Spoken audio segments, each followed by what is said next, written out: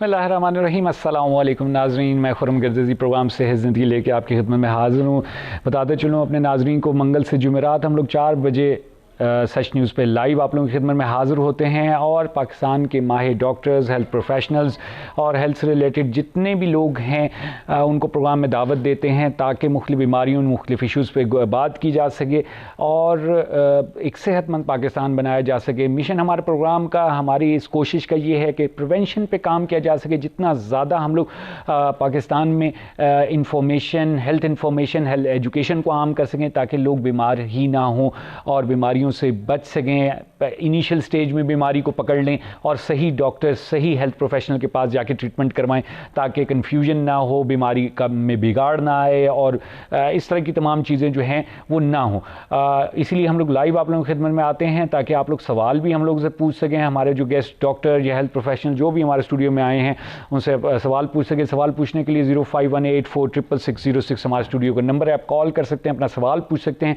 अगर आप कॉल नहीं करना चाहते, मैसेज ड्रॉप करना चाहते हैं तो व्हाट्सएप का नंबर भी हमने आप लोगों के लिए स्क्रीन पे आप देख सकते हैं, 0333191027 हमारा व्हाट्सएप का नंबर है। आप मैसेज करें, टाइप शुदा मैसेज करें ताकि हम अपने प्रोग्राम में इसको शामिल कर सकें।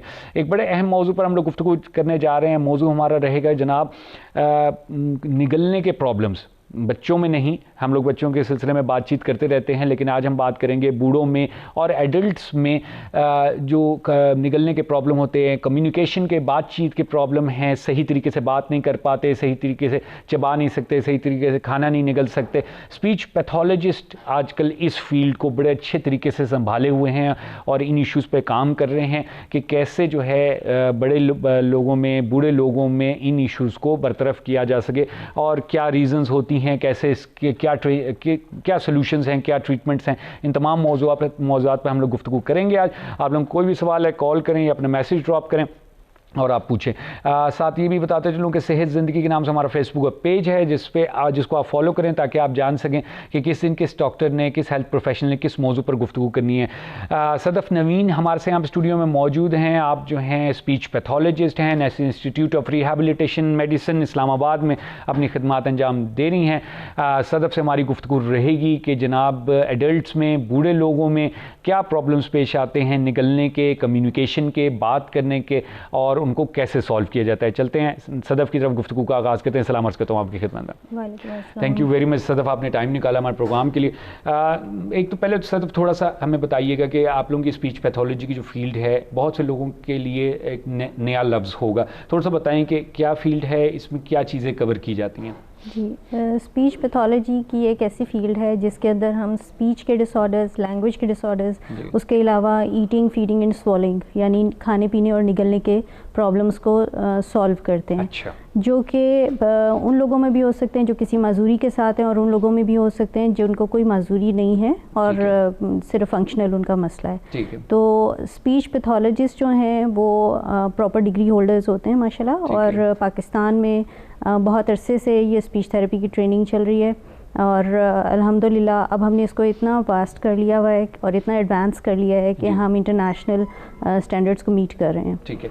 अच्छा सर, ये बताइएगा कि ये जो स्पीच पैथोलॉजी है जब ये नहीं थी तो इन प्रॉब्लम्स को कौन कवर करता था और या कवर ही नहीं होते थे, ऐसे ही रह जाते थे, इग्नोर होते थे ज़्यादातर, निगलेक्ट हो जाते थे और अनट्रीटेड रहते थे। अभी भी अगर आप चले जाएं रूरल एरियाज़ के अंदर तो वहाँ पे आपको लगेगा कि ओल्ड एज जो उनके बुज़ुर्ग होते हैं जिनको फालिज हुआ होता है या कोई भी इस किस्म की डिज़ीज़ होती है जिसकी वजह से वो उनको खाने पीने, निगलने, बोलने इस किस्म के प्रॉब्लम्स आ रहे हैं, तो वो ट्यूबल फीडिंग यानी नाक से ट्यूब नाली गुजरवा के और उनकी फीडिंग का अरेंज करते हैं, या अगर वो बेड पे हैं तो बेड पे ही लेके उनकी खिदमत कर रहे होते हैं। वो उनको, I have seen it my self, और वो उनका जो है रिहैबिलिटेशन नहीं करवाते हैं, उनकी जो है ट्रीटमेंट और ट्रेनिंग नहीं करवाते कि वो वापस अपनी एक आम जिंदगी की तरफ आ सकें। ठीक है, यानी आप ये कह रही हैं कि इन मसलों को हल किया जा सकता है टू सम एक्सटेंट। बिल्कुल, टू अ लॉट एक्सटेंट। अच्छा। अगर आप अर्ली उसको इंटरवीन कर लिया जाए, अगर प्रॉपर टाइम पे डॉक्टर्स हमारे पास रेफ़र कर दें पेशेंट्स, जैसे कि अब इस्लामाबाद, पिंडी, लाहौर वगैरह, इन कराची वगैरह, इन सब शहरों में बहुत अच्छी लोग प्रोफेशनल अवेयरनेस आ गई है। ठीक है। लोग पहले इतना ज़्यादा इसको एंटरटेन नहीं करते थे, मतलब इसको इतना ज़्यादा अटेंड नहीं करते थे इन प्रॉब्लम्स प्रॉब्लम्स को। लेकिन ये है कि अब जब प्रोफेशनल्स इस चीज़ को रियलाइज़ कर लिया है और उन्होंने ये भी देख लिया है कि स्पीच पैथोलॉजिस्ट्स अवेलेबल हैं और रिहैब प्रोफेशनल्स अवेलेबल हैं, तो अब हमारे पास बहुत अच्छा रेफरल है। और अल्हम्दुलिल्लाह डायरेक्ट जैसे एक्यूट फेज से निकलता है पेशेंट, जैसे उसको फालिज हुआ है, वो हॉस्पिटल में दाखिल हुआ है, उसका ट्रीटमेंट हुआ है, लाइफ सेव कर ली गई है, उसका जो स्ट्रोक का इफ़ेक्ट है वो कंट्रोल हो गया है, अब उसकी न्यूरोलॉजिकल हेल्थ कंडीशन कंट्रोल में आ गई है, फिर उस पेशेंट को जब डिस्चार्ज करते हैं तो वो रेफ़र कर देते हैं हमारे पास। इवन इमरजेंसी रूम से ही स्पीच पैथोलॉजिस्ट का रोल स्टार्ट हो जाता है। अभी हमारे हेल्थ सेक्टर में ये चीज़ें थोड़ी सी डिप्राइव्ड हैं, लेकिन अदरवाइज़ अल्हम्दुलिल्लाह बहुत सारे लोगों की लाइफ चेंजिंग वो हो जाती है, इतना अच्छा रिकवरी होती है कि लाइफ चेंज हो जाती है। ज़बरदस्त। अच्छा ये बताएं सदफ़ा, जैसे आपने कहा कि जी फालिज के पेशेंट, इस तरह के और क्या किन किन बीमारियों में, क्योंकि अब मुझे आइडिया नहीं था कि फालिज के पेशेंट्स को भी आप लोग डील करते हैं। डेफिनेटली मेरे ख्याल से जो उनमें बोलने का प्रॉब्लम आ जाता है या चबा नहीं पाते उस पे फोकस होता होगा आप लोगों का। तो और इस तरह की कौन कौन से प्रॉब्लम, ताकि हमारे देखने वालों को पता चल सके कि जी स्पीच पैथोलॉजिस्ट इन चीज़ों इन बीमारियों में हेल्पफुल हो सकता है। जैसे फालिज हो गया, इसके अलावा और क्या प्रॉब्लम होते हैं जो कॉमन आम लोगों में देखने में मिले? बिल्कुल, हमारे पास आते हैं पेशेंट्स जिनको फालिज हुआ होता है, फालिज की रिकवरी के बाद वो हमारे पास, बल्कि ड्यूरिंग द रिकवरी फेज़ ही, जिनमें तो जैसे शिफा है और इस तरह के हॉस्पिटल्स हैं, वहाँ तो rehab services right away indoor patients को सप्लाई की जाती हैं, तो वहाँ पे तो वहीं से स्टार्ट हो जाती है उनकी रिहेबिलिटेशन। लेकिन इसके अलावा हमारे पास ऐसे डिजेनरेटिव ब्रेन डिजीज़ होती हैं, जैसे पार्किंसंस डिजीज़ है, काफ़ी कॉमन है, और उसकी वजह से जो निगलने के, खाने पीने के और बोलने के प्रॉब्लम्स, उनकी आवाज़ के ऊपर भी इफेक्ट आता है उसका। सदफ मजीद बात करेंगे, कॉलर वेट करें, कॉल ले लेते हैं। प्रोग्राम में खुशामदीद कहते हैं, कौन बात करें, कहाँ से बात करें? हेलो जी, फरमाइएगा। अस्सलाम वालेकुम जी, हंगू से बोल रहा हूँ जी। क्या पूछना चाहेंगे डॉक्टर साहब से? ये जो मेरा बेटा है 5 साल का है, उसकी है ना सही तरह वो बोल नहीं सकते। ठीक है। हाँ, तो और कोई अलामत, कोई और प्रॉब्लम? बस कमजोरी है। अभी मैं वो सुन रहा था कि ये कमजोरी से भी हो सकता है, तो ये भाई बर्थ उसका ये है कि ब्रेन ट्रैफिक चेंजेस नाम है एक बीमारी का। सही। जहनी कुछ शुरू में मसला था, अभी तो ठीक है, जान पहचान चीजों का कर सकता है, लेकिन वो बोल नहीं सकता सही तरह। कुछ पूछना चाहेंगे आप इनसे? नहीं, मैं इसी से रिलेटेड आपको गाइड कर सकती हूँ। बहुत शुक्रिया, आपने कॉल की। सदफ इस पे बात करिए, ज़रूर सुनिएगा जी प्लीज़। जी, असल में होता ये कि हम बेशक बड़ों पे प्रोग्राम करें, लेकिन बात घूम फिर के बच्चों पे आ जाती है, क्योंकि बच्चों के इश्यूज ज़्यादा हैं इस वक्त। और हमारी वैसे भी पॉपुलेशन ट्रायंगल है, तो ज़्यादा हमारे पास बच्चे होते हैं और प्रॉब्लम्स का शिकार भी ज़्यादा होते हैं। जो ये केस बता रहे हैं उसके मुताबिक मुझे लग रहा है कि बच्चे को बाय बर्थ कोई ना कोई प्रॉब्लम होगा, जिसकी वजह से उसका स्पीच का प्रॉब्लम, 5 साल का बच्चा हो जाए और उसे फिर भी बोलचाल में प्रॉब्लम आ रही हो, तो इसका मतलब है कि कोई डिसऑर्डर है। तो उस डिसऑर्डर को हमें चेक करना पड़ता है प्रॉपरली, उसकी हिस्ट्री लेके। अब तो ये कि ऑनलाइन भी असेसमेंट प्रोसीजर्स, ऑनलाइन भी कंसल्टेशन की जा सकती है। तो ये पेशेंट्स जो हैं हंगू वगैरह में या जो दूर दराज के इलाकों में, वो ऑनलाइन अप्रोच कर सकते हैं स्पीच थेरेपिस्ट को। सही है। और ये गूगल करेंगे तो इनको बहुत सारे लोग मिल जाएंगे ऑनलाइन। ठीक हो गया। सदफ मजीद बात करेंगे, हमने छोटा सा वक्फा लेना प्रोग्राम में। जी नाज़रीन, आप लोग गुफ्तगू सुने सदफ नवीन की।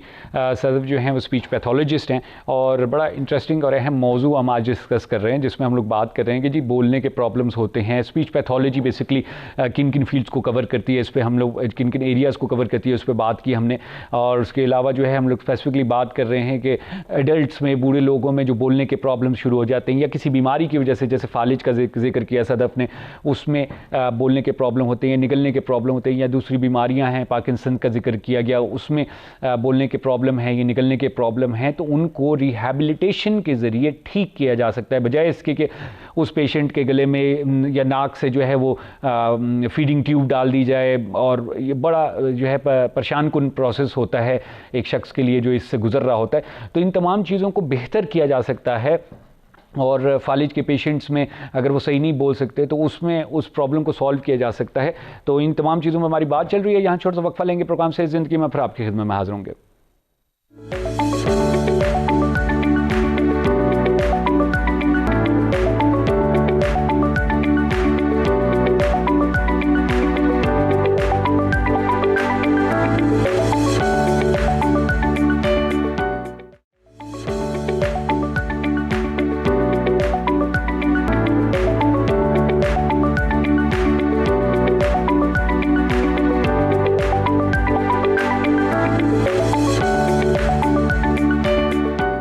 नाज़रीन, प्रोग्राम में एक बार फिर आपको खुशामदीद कहते हैं। आप लोग देख रहे हैं प्रोग्राम से ज़िंदगी लाइव। आप लोगों की खिदमत में हाजिर हैं। कॉल करनी है तो 0518466606 पर कॉल करें। अगर आपने मैसेज ड्रॉप करना है तो 0333191027 पे व्हाट्सएप मैसेज आप लोग ड्रॉप कर सकते हैं। टाइप शुदा मैसेज ड्रॉप करें। बात कर रहे हैं हम लोग एडल्ट्स में, बूढ़े लोगों में निगलने के, बोलने के प्रॉब्लम्स, किसी भी बीमारी की वजह से या बुढ़ापे की वजह से उनको रिहेबिलिटेट किया जा सकता है, उनको बेहतर किया जा सकता है।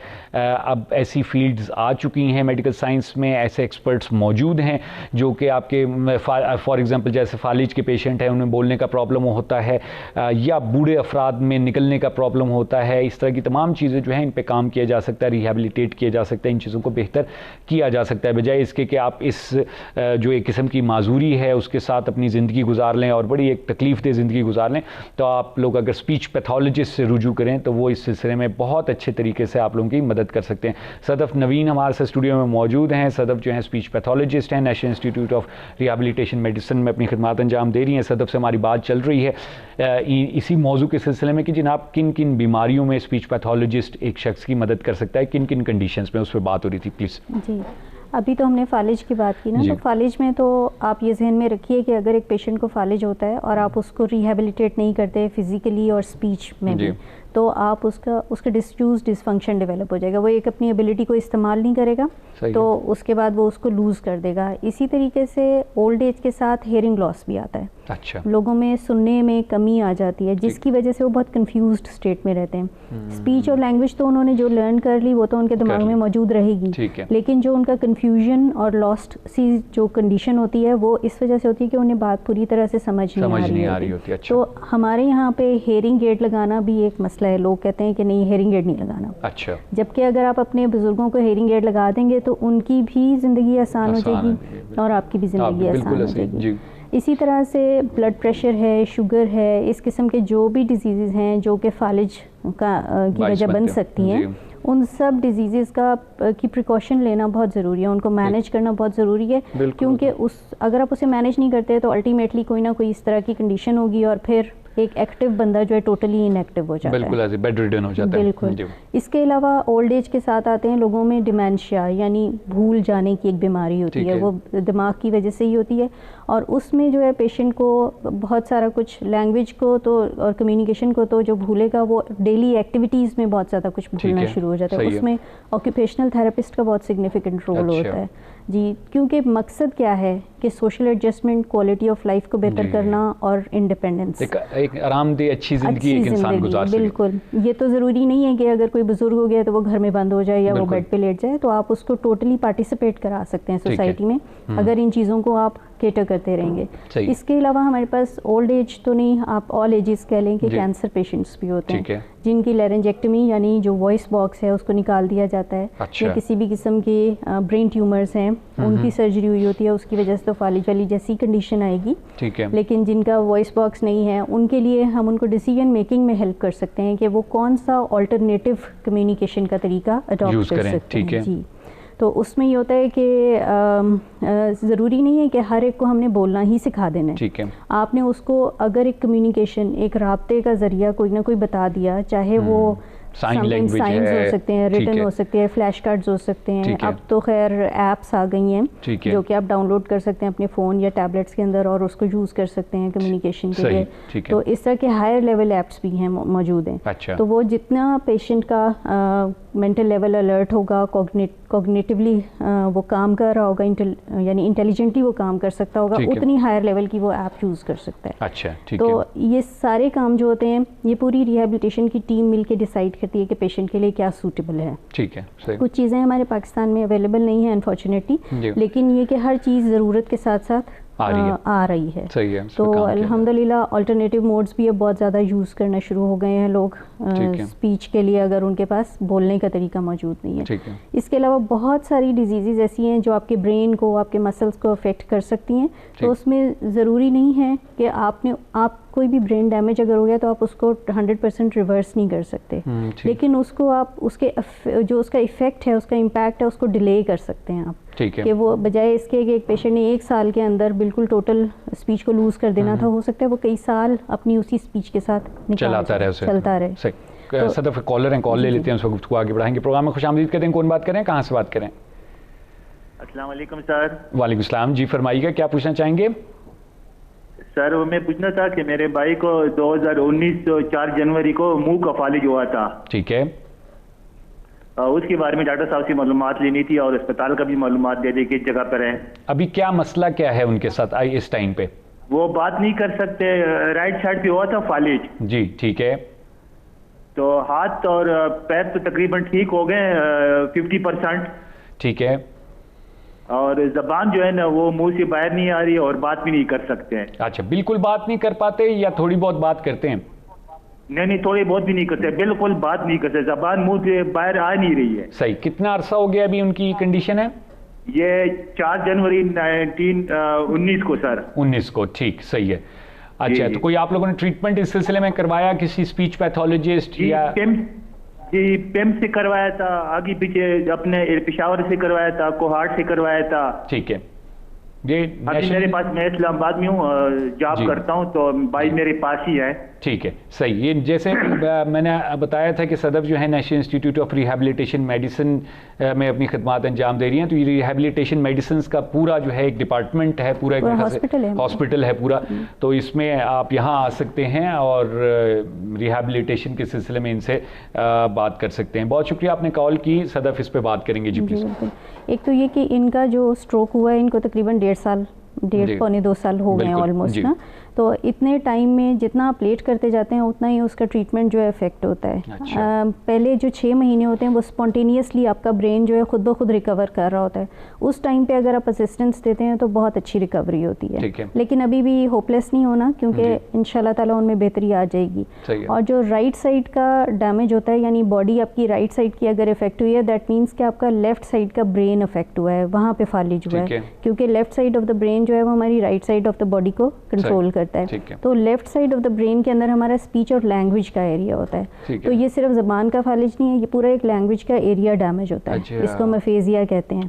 ठीक है। तो ये इसमें अंडरस्टैंडिंग से लेके आउटपुट तक पूरा एरिया डैमेज हो सकता है किसी भी लेवल का। सिर्फ अंडरस्टैंडिंग भी हो सकती है, सिर्फ एक्सप्रेशन भी और टोटल भी हो सकता है। तो बेस्ट ये है कि आप उनको ला के दिखाएं पेशेंट को, और इंशाल्लाह ताला उनका जो भी अभी लेवल होगा फंक्शन का, बोलचाल का, हम उसके मुताबिक उनका ट्रीटमेंट प्लान करेंगे और पूरी इंशाल्लाह कोशिश करेंगे जितना मैक्सिमम वो रिहेबिलिटेट कर सकें। बेसिकली कहाँ से शुरू करते हैं? मेडिसिन दी जाती हैं या नहीं? टेक्निक्स हैं, कोई प्रोसीजर्स हैं? जी, सबसे पहले तो असेसमेंट की जाती है पेशेंट की। देखा जाता है कि हम स्पीच थेरेपिस्ट कभी मेडिसिन नहीं देते। वन थिंग ये हमेशा ज़हन में रखिएगा। अक्सर लोग हमें आके कहते हैं कि आप कोई दवाई दे दें, तो दवाई हम नहीं देते हैं, हम लोग थेरेपी करते हैं। थेरेपी ये होती है कि कंसिस्टेंटली पेशेंट के साथ आपने काम करना है, उसका एरिया फाइंड आउट करके जिसमें वो लैक कर रहा है या जिसमें बेहतरी आ सकती है, स्ट्रेंथ्स और वीकनेसेस वो आइडेंटिफाई। हाँ, फिर उसके बाद हम उसकी जो है प्रैक्टिसेस कराते हैं और उसके मुताबिक उसको ट्रीट करते हैं। ठीक है। तो कहने को ये एक सिंपल सी चीज़ है, लेकिन इट्स नॉट दैट ईजी। आपने बोल के बोलने का इलाज करना है। मजीद बात करेंगे इसी पे, जो आपने कहा कि ये प्रैक्टिस करवाना और पेशेंट के साथ काम करना, क्योंकि बहुत बड़ी चीज़ है। बिल्कुल आपने सही कहा। बल्कि दवाई के काम से ज़्यादा बड़ी चीज़ है, क्योंकि it's a very difficult and challenging task. मजीद बात करेंगे, छोटा सा वक्फा लेने प्रोग्राम में। जी नाज़रीन, आप लोग गुफ्तगू सुने सदफ नवीन की, स्पीच पैथोलॉजिस्ट हैं। बोलने के, निगलने के प्रॉब्लम मुख्तलिफ एज में, मुख्तलिफ बीमारियों में, इस सिलसिले में हम लोग गुफ्तगू कर रहे हैं। यहाँ पर छोटा सा वक्फा लेंगे प्रोग्राम में, फिर आपकी खिदमत में हाजिर होंगे।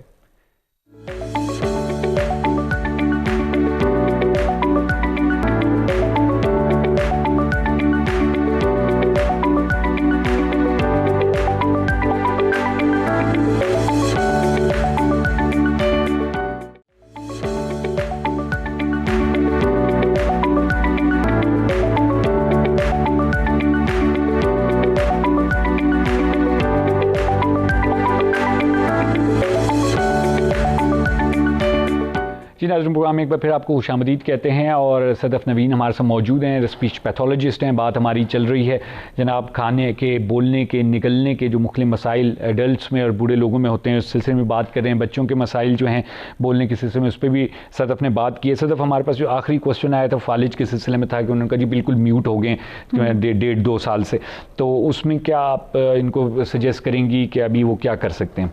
उसके लिए उनको थेरेपी लेनी चाहिए और तकरीबन 1.25 साल का टाइम हो गया है, लेकिन ये कि उनमें इम्प्रूवमेंट आ सकती है। अगर वो हमारे हॉस्पिटल आएँ तो इंशाल्लाह ताला हम उनको थेरेपी देंगे और मैक्सिमम कोशिश करेंगे जितना इम्प्रूव कर सकें। ठीक है, वो उनके न्यूरोलॉजिकल जो उनकी रिपोर्ट्स होंगी उसके ऊपर बहुत ज़्यादा डिपेंड करता है। जी, तो इसमें आप मेथड के बारे में ज़रा बता रही थी कि जनाब बात की जाती है, मुख्तलिफ मेथड्स होते हैं, तो क्या कुछ कोई ऐसी थेरेपी जो अभी आप बता सकती हैं कि ये काम किए जाते हैं पेशेंट्स के साथ? थेरेपीज़ बहुत डिफरेंट तरह की होती हैं। जैसे फालिज के हवाले से अगर हम बात करें कि पेशेंट जो है उसे समझ नहीं आ रही, तो हमारा फोकस ये होता है कि उसकी अंडरस्टैंडिंग को फोकस करके और उसको रिपीटेडली हम चीज़ों को उसके जो लेवल ऑफ अंडरस्टैंडिंग है वहाँ से स्टार्ट करते हैं। ठीक है, लाइक अगर एक पेशेंट को सिर्फ ये आइडेंटिफिकेशन है कि जो चीज़ें इर्द गिर्द पड़ी हुई हैं मैं उनके बारे में बता सकता है, तो हम उसे सिर्फ वेयर क्वेश्चन करेंगे, फ़लाँ चीज़ कहाँ है, वो उसकी तरफ देखता है तो हमें समझ आ जाती है कि इसको समझ आ रही है। ठीक है, फिर वहाँ से हम एक एक स्टेप करके आगे चलते हैं, फिर उनको कॉम्प्लिकेट करते हैं। और जब एक्सप्रेशन की बात आती है, अगर वो वाला एरिया डैमेज है जो कि मोटर स्पीच एरिया जिसे कहते हैं, और उसकी वजह से ब्रोकाज एफेजिया कहते हैं उसको, कि जो लफ्ज़ों की अदायगी नहीं कर पाते, उन्हें ये पता चल रहा होता है क्योंकि हम अपनी आवाज़ को खुद भी सुन सकते हैं कि हम सही नहीं बोल रहे, और उसकी वजह से वो बहुत ज़्यादा परेशान और फ्रस्ट्रेटेड रहते हैं। तो ऐसे पेशेंट्स के लिए जो थेरेप्यूटिक टेक्निक यूज़ होती है उसमें मेलोडिक इंटोनेशन थेरेपी ये नाम है कि आप उनके राइट हेमिस्फेयर को यूज़ करके और उनके जो लेफ्ट हैंड के ऊपर टैप करके मेलोडियस तरीके से रिदम के साथ आप स्पीच को वापस लेके आते हैं। ठीक, सही। इस तरह की मुख्तलिफ टेक्निक्स वगैरह हैं, बहुत सारी इस तरह की टेक्निक्स प्रैक्टिस की जाती है, रिपीटेशन की जाती है, सारा कुछ। अच्छा, दूसरा हमारे पास सवाल व्हाट्सएप पे आया था एक बच्चे के सिलसिले में, जो मैंने आपको बताया भी सही। उन्होंने कहा कि ये बच्चा जो है बात नहीं करता, आर्टिस्टिक मेरे ख्याल से बच्चा उन्होंने उनको बताया था। तो इसमें क्या बच्चे की क्या हेल्प की जा सकती है?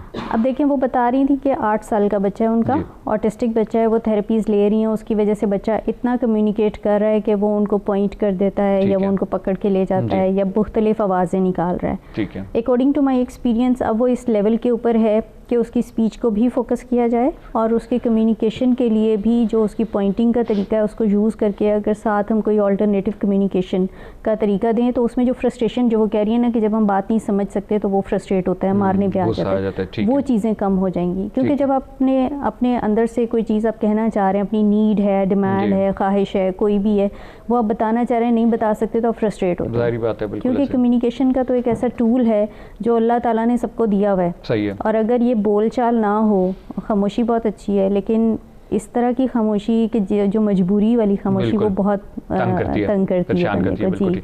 तो इसमें कितनी % आपके ख्याल में जो है बेहतरी की जा सकती है? इसमें इंडिविजुअल टू इंडिविजुअल बहुत वेरी करता है, क्योंकि स्पीच थेरेपी या कोई भी रिहेबिलिटेशन जो होती है वो वन मैन शो नहीं होती। ठीक है। उसमें आपका एनवायरनमेंट, आपके जो फैमिली मेंबर्स हैं वो कितना कंप्लाई करते हैं, वो कितना उस चीज़ को लेके चलते हैं जो आप उन्हें गाइड कर रहे हैं। थेरेपिस्ट तो थेरेपी देता है, वो तो 30 मिनट या 40 से 45 मिनट का एक सेशन दे देगा। सही है, ठीक है। लेकिन आगे उसको कैरी ऑन करना है उसकी फैमिली ने। अगर वो घर में वही वाले मेथड्स नहीं करेंगे, यानी अगर एक बच्चा पॉइंट कर रहा है लेकिन उसके पॉइंट करने से पहले ही उसकी सारी डिमांड्स पूरी कर रहे हैं तो वो पॉइंटिंग भी छोड़ देगा। अच्छा। तो आपको वो लेवल्स मेंटेन करने होते हैं या वो गाइडेंस फॉलो करनी होती है घर में। तो ये गाइडेंस आप लोगों की तरफ से पेरेंट्स को या फैमिली मेंबर को दी जाती है? बिल्कुल दी जाती है। हम खुद भी सेशंस लेते हैं टेक्निकली और फिर हम उसी को उनके तरीके में, ताकि वो उसको अंडरस्टैंड कर सकें और उसको अप्लाई कर सकें, उन्हीं के तरीके का उसको बना के सेशन उनको बताते हैं। बल्कि कई पेरेंट्स को हम बिठा के ट्रेन करते हैं साथ साथ। अच्छा, सही। मसल्स के ऊपर भी काम किया जाता है, जैसे मैंने सुना था कि जनाब बोलने के या निगलने के प्रोसेस में हमारे बहुत से मसल्स इंक्लूड होते हैं, तो क्या उसको भी फिजिकली आप लोग रिहैब करने की कोशिश करते हैं? बिल्कुल ऐसे ही है। देखें, जो भी हमारा कंट्रोल है ना वो ब्रेन के अंदर है। ठीक है, अगर ब्रेन डैमेज हुआ है तो हमारा मस्कुलर फंक्शन इम्पेयर हुआ है। मसल के लेवल के ऊपर या ऑर्गन के लेवल के ऊपर हम चीज़ों को महसूस करते हैं और चीज़ों को मूव करते हैं। तो अगर एक पेशेंट है उसको इस तरह से ब्रेन डैमेज हुआ है या उसकी वो नर्व डैमेज हुई है जिसकी वजह से वो एरिया उसका मूव नहीं कर रहा या सेंस नहीं कर रहा, इनपुट जाएगा तो आउटपुट आएगा। ठीक है, तो हम पेशेंट को लाइक अगर वो टेस्ट नहीं कर पा रहा, वो उसके मुंह में आप कोई चीज़ इस डर से डालते नहीं कि उसको चोक कर जाएगी, वो निगल नहीं पाएगा, तो वो उसको हम पहले उसको डेफिनेटली पहले चेक करेंगे कि क्या वो निगल सकता है, कहीं वो उसकी सांस की नाली में, तो अगर पानी हम दे रहे हैं तो वो उसकी सांस की नाली में तो नहीं चला जाएगा। तो इस तरह से हम उसे चेक करके उसको स्टिमुलेट करते हैं और फिर हम मसल्स की एक्सरसाइजेज भी करवाते हैं।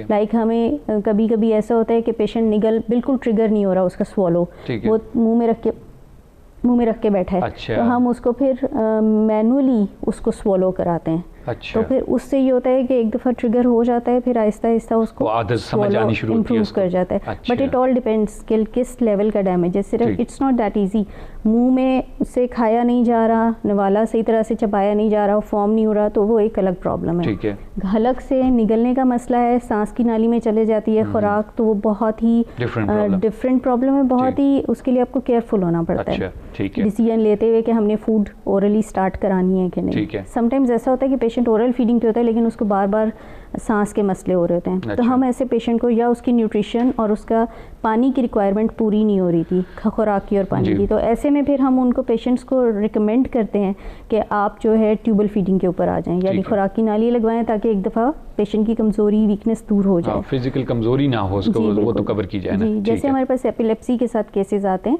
उसमें ये होता है कि वो पेशेंट्स बिकॉज उनका ब्रेन को थोड़ा सेडेट किया जाता है दवाइयाँ वगैरह दे के, वो बहुत ज़्यादा खाने पीने के लिए एक्टिव नहीं होते। खाना पीना जैसे बोलना चाल रहे हैं वो भी एक एक्टिव प्रोसेस है, तो उसकी वजह से उनकी खुराक की रिक्वायरमेंट पूरी नहीं होती, पानी की पूरी नहीं होती, तो ऐसी सूरत में उनको फिर ट्यूबल फीडिंग पे होते हैं। तो फिर ऐसे भी हमने काफ़ी क्रॉनिक केसेस डील किए हैं जिनका माशाल्लाह ओरल फिर हमने डेवलप कराया। अच्छा। उसके लिए हमें फूड को भी मैनेज करना पड़ता है, यानी फूड में इतनी न्यूट्रिशन हो कि उसकी ज़रूरत पूरी हो जाए, पानी किस तरह उसको बार बार देना है, ये सारी प्लानिंग भी हमें करनी होती है। अच्छा। एक चीज़ को, जी बिल्कुल। ये जितने भी फालिज के पेशेंट हैं, अगर थोड़ा बहुत उनको बोलने में प्रॉब्लम है या कोई गाल लटकी हुई है, इन तमाम को एक बार स्पीच पैथोलॉजिस्ट के पास चले जाना चाहिए ताकि वो एक असेसमेंट हो जाए। आप इसको सजेस्ट करेंगी? डेफिनेटली। अच्छा। और ये कि उनको घर रख के बैठे रहने से, तो उनका, मैंने आपको बताया ना, एक चीज़, एक फिनोमेना है डिसयूज डिसफंक्शन। ठीक है। कि अगर आप एक चीज़ को इस्तेमाल नहीं करेंगे तो वो बेकार होती चली जाएगी। तो इसलिए आपको ये बहुत ज़रूरी है कि पेशेंट को एटलीस्ट चेक ज़रूर कराएं। हमारे यहाँ पे हेल्थ को बहुत निगलेक्ट किया जाता है। अक्सर लोगों का यही एटीट्यूड है, बस जी होना था हो गया, अल्लाह की तरफ से हो गया, ठीक है, अल्लाह ताला की तरफ से हो गया, लेकिन इलाज भी तो अल्लाह ताला ने ही नहीं दिए।